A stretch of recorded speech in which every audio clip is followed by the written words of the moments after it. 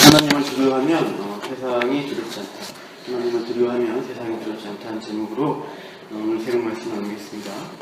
12장에 보시면 예수님은 그 전에는 예수님을 대적하는 사람들, 바리새인들, 율법 교사들 향해서 굉장히 강하게 질책하게 말씀하셨고요. 12장에 오시면 예수님을 따르는 제자들에게 하신 말씀으로 세상이 바뀌게 됩니다.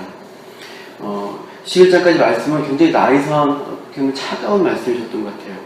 12장에서는 우리가 읽어봤지만 좀 더 친근하고 좀 진심 어린 격려의 말씀이 있는 것을 보게 됩니다. 바로 대상이 바뀌었기 때문입니다. 이전에는 현재형으로 바리새인과 율법교사의 현재하고의 상태, 그들의 속으로 품고 있는 악한 상태의 실상을 현재 상태가 드러내서 현재형으로 끝나고 있는 문장이에요. 그러나 12장에 보시면 이 내용이 미래 시제 동사로 많이 쓰인 것을 우리가 보게 됩니다. 4절 보시면 이렇게 너희 제자들에게 하신 말씀이 이제 내 친구 너에게 말한다라고 친구라고 부르면서 따뜻한 말씀을 하시죠. 그리고 문장 끝이 3절에 전파드리라, 9절 보면 부인을 당하리라, 10절 보면 사하심을 받지 못하리라, 미래형으로 많이 나오고 있습니다. 이것은 무엇을 말씀합니까? 앞으로 예수님의 제자들이 앞으로 당할 일에 대해서 예수님이 미리 교훈을 주시고 준비하라는 말씀을 하시고 있습니다. 그래서 제자들이 부닥치고 겪어야 할 일, 그것을 대비하라고 하시는 예수님의 진심 어린 그 마음이 느껴지고 있습니다. 제자들이 앞으로 당할 일은 무엇이냐? 고난과 박해라는 것이에요. 장차 세상이 그들에게 보여줄 어떤 두려움이라는 것입니다. 어떤 사람들이 그들에게, 이 제자들에게 두려움을 줄 것이냐? 바로 11장에서 언급되었던 예수님을 대적하는 그 종교 지도자들이다라고 예수님이 말합니다. 11절을 보시면 사람들이 너희를 어디로 끌고 갑니까? 회당이나 위정자나 또 권세 있는 자의 앞에 끌고 갑니다. 바로 이제 그 당시 종교 또 권세가들의 재판받는 어떤 그런 두려움의 자리로 끌고 갈 것이라는 거예요. 4절을 보시면 심지어는 그들이 너희들이 몸을 죽일 수 있다, 그런 권세를 가진 자들 앞에 갈 것이라고 말씀합니다. 예수님은 현재 어디로 여행 중이냐? 예루살렘을 향해서 여행하시고 있어요.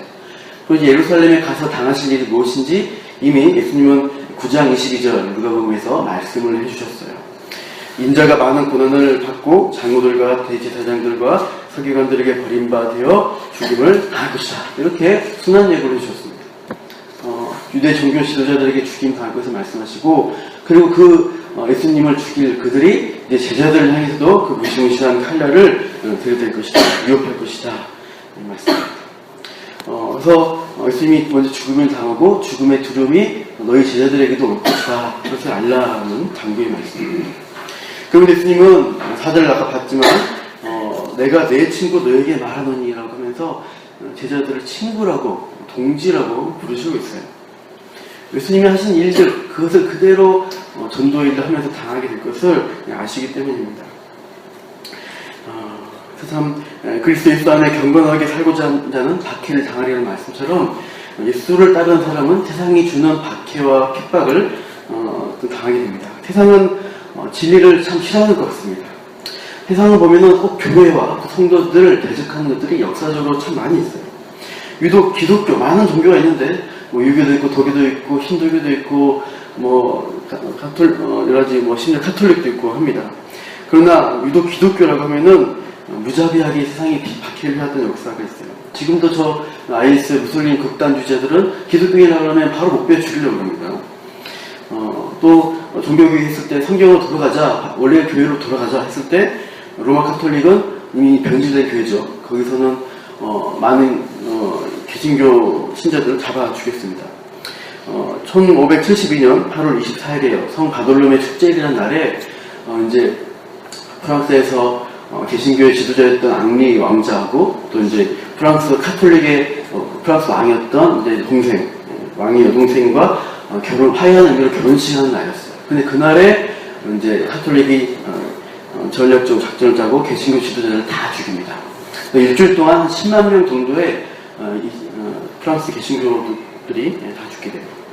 엄청난 학살이 있었습니다. 내장을 말 못하겠습니다. 하여튼 사람들 잔인하게 굉장히 많이 죽고 곳곳에서 죽게 돼서 지금은 프랑스에 개신교가 별로 남아있지 않습니다. 1, 2% 정도 있다고 합니다. 또 지난 20세기가 공산주의 혁명이 일어났습니다. 지난 세기에요. 이들은 또 기독교인이라 그러면 엄청나게 많이 죽였어요. 러시아나 중국에서 우리나라 전쟁에서 많은 기독교인이 죽임을 당했어요. 왜 세상은 기독교만 이렇게 미워할까? 예수님은 이렇게 말씀하셨어요. 세상이 너희를 미워하면 너희보다 먼저 나를 미워한 줄 알라. 예수님이 세상의 권리를 구별하셨기 때문에 예수님 따르기 때문에 세상은 우리를 미워합니다. 진리이기 때문에 우리를 박해합니다. 타락한 세상에 속하지 않은 우리 존재이기 때문에 영적으로 어두운 그 세상이 볼 때는 우리가 이질적인 존재이고 또 미워할 존재입니다. 통치자들과 권세 그 배후에 어둠의 세상 주관자들 하늘의 악한 영이 우리와 싸우고 있는 그 영적 실상을 우리가 알아야 합니다. 그렇기 때문에 예수님은 이 주의하라 말씀을 우리가 하시고 있어요. 첫 번째 1절 보십시오. 1절 읽어볼게요. 아닙니다. 제가 읽겠습니다. 예수님 하신 말씀 중에 바리새인의 누룩 곧 외식을 주의하라. 외식을 주의하라고 우리에게 권면하시고 있어요. 하나님 의식하지 않고 사람 의식한 신앙생활을 바리새인들이 하고 있습니다. 아무도 보는 이 없을 때 당신은 누구인가 라는 책의 제목이 있는데요. 그 제목처럼 우리가 진짜 모습은 아무도 보는 사람 없을 때 하는 행동이에요. 바리새인들은 사람들에게 보여줄 때는 경건한 척했지만 실제 그들의 삶은 악독과 탐욕의 삶이었어요. 우리도 또한 체면 때문에 사람들이 보여주는 신앙생활로 꾸미면서 스스로 괜찮다 하고 포장하면서 신앙생활을 할 수 있습니다. 그것은 종교 행위입니다. 나를 증명하기 위한 신앙생활을 하지 마십시오. 하나님 앞에 내려놓고 하나님 앞에 내가 나아가면은 나는 죄인으로 증명될 뿐입니다. 그래서 인정하시고 오직 그리스도의 십자가 그 은혜만이 나의 삶 가운데 드러날 수 있도록 새롭게 해달라고 내 행동의 동기가 이 한 말씀 예수님의 그 사랑부터 나오는 것이 되도록 아침마다 새롭게 해달라고 우리가 기도를 해야 합니다. C.S. 루이스가 쓴 스크루테이프의 편지라는 책을 보면요 사탄의 전략이 이렇습니다. 벌거벗은 영혼으로 기도하지 않도록 하라는 것이에요. 그들 방해하는 것이에요. 그래서 자기가 만든 적당히 만든 하나님 주관적인 감정으로 모호하게 만든 하나님께만 기도하도록 하는 것입니다. 성경이 말하는 진짜 하나님께 나가지 않도록 하는 것입니다. 그래서 일주일에 한 번 교회 나가면 마음이 편안해지고 하나님이 좀 안심스럽게 대할 수 있는 그 정도로만 종교인으로만 있으라는 것은 바리새인의 누룩에 오염된 외식한 자라는 것이에요. 하나님은 우리의 속 생각까지 감찰하시는 분이세요. 그래서 우리가 그분께 나갈 때 있는 모습 그대로 나를 드러내고 나를 수술해 주시도록 우리가 맡겨드리는 기도로 나아가야 합니다. 두 번째 하나님은 예수님은 진짜 두려워할 자를 두려워하라고 우리에게 고민하십니다. 4, 5절을 한번 읽어보겠습니다.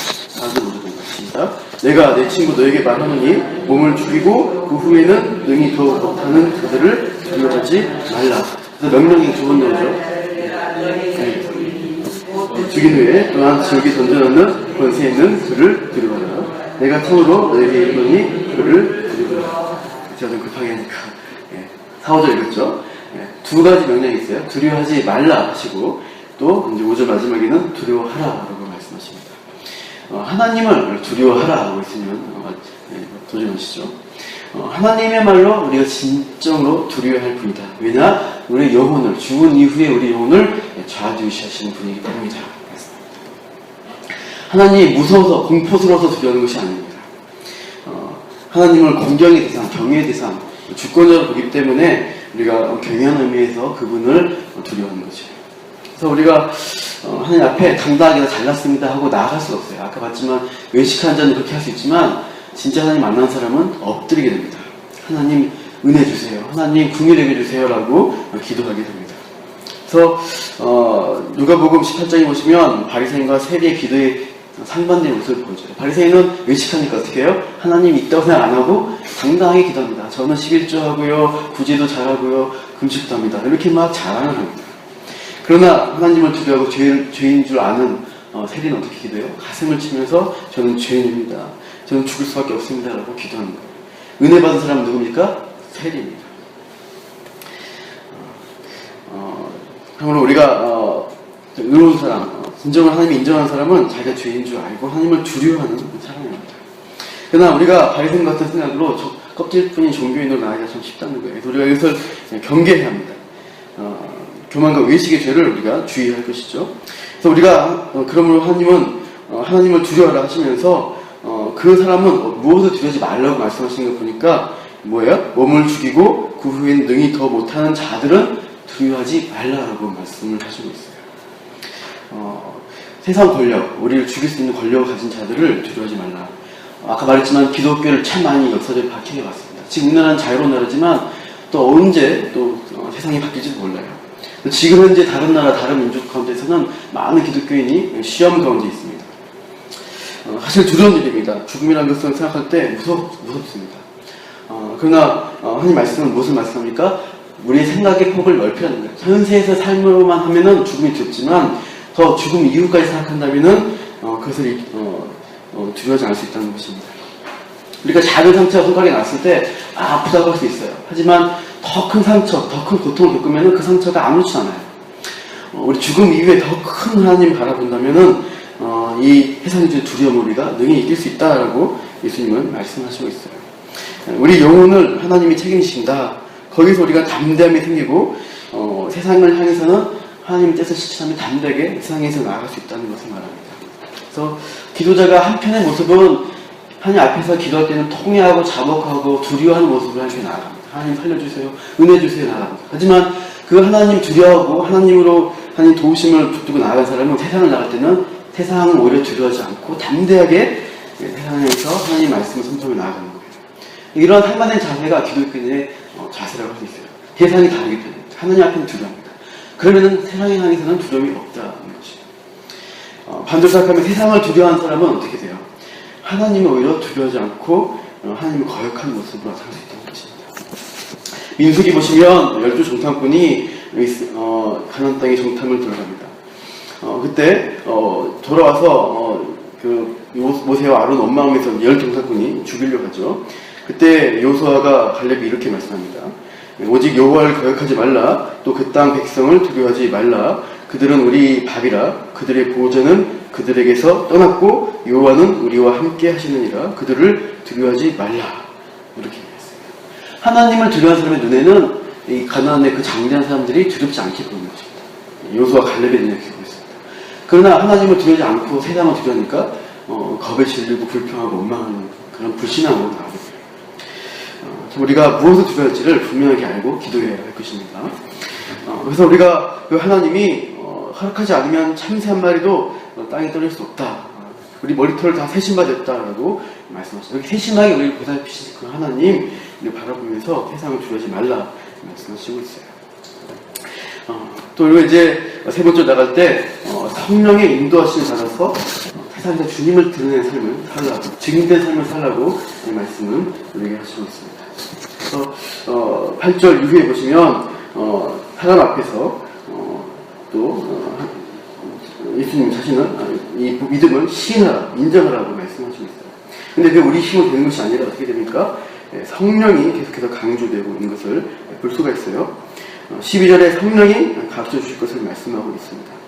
10절에서는 반대로 성령 오독한 자의 용서받지 못한 죄에 대해서 말씀을 하시고 있어요. 성령으로 성령으로 순종한 삶은 예수님을 드러내는 인정하는 삶을 살 수 있다. 그 힘을 통해서 말씀을 넣어주시고 붙들어 주신다는 약속을 하시고 있어요. 우리가 이것들을 예수님이 주시는 권면을 기억하시고 오늘 기도하시고 나왔으면 좋겠어요. 참 지금 세상이 더 이제 여론이 좋지가 않습니다. 또 여러 가지 안 좋은 뉴스들도 참 많이 있습니다. 두려울 만한 세상이에요. 또 앞으로 어떤 일이 있을지도 모르겠어요. 하지만 우리가 예수님이 이미 우리에게 주신 말씀 두려워하지 말라. 세상을 두려워하지 말라. 그리고 하나님을 두려워하는 자, 하나님을 두려워할 때 담대함이 생기는 것도 바라보면서 우리가 진정한 신앙인으로서 이 시대 오늘 하루를 살아가시기를 축원합니다. 기도하겠습니다. 하나님, 주님께서 참 제자들을 친구라고 부르시면서 장차 그들에게 닥쳐올 죽음의 두려움, 또 박해의 두려움에 대해서 예수님은 격려의 말씀을 주셨습니다. 고난이 아예 없고 아무 문제가 없는 하나님은 그 고난 가운데서 하나님을 더 붙들고 믿게 하시는 은혜를 주십니다. 하나님을 두려워하고 기도하는 자에게 세상을 향해서는 담대하고 두려움이 없는 세상을 이길 수 있는 능력을 주신 것을 울고 믿고 오늘도 기도하며 담대하게 나아가게 하여 주시옵소서. 하나님, 우리에게 있는 문제들 하나님 맡겨드립니다. 이 문제보다 크신 하나님 바라보면서 나의 신앙을 증거하며 증인의 삶을 오늘도 하루 우리를 사용하여 주시옵소서. 감사하며 예수님 이름으로 기도합니다. 아멘.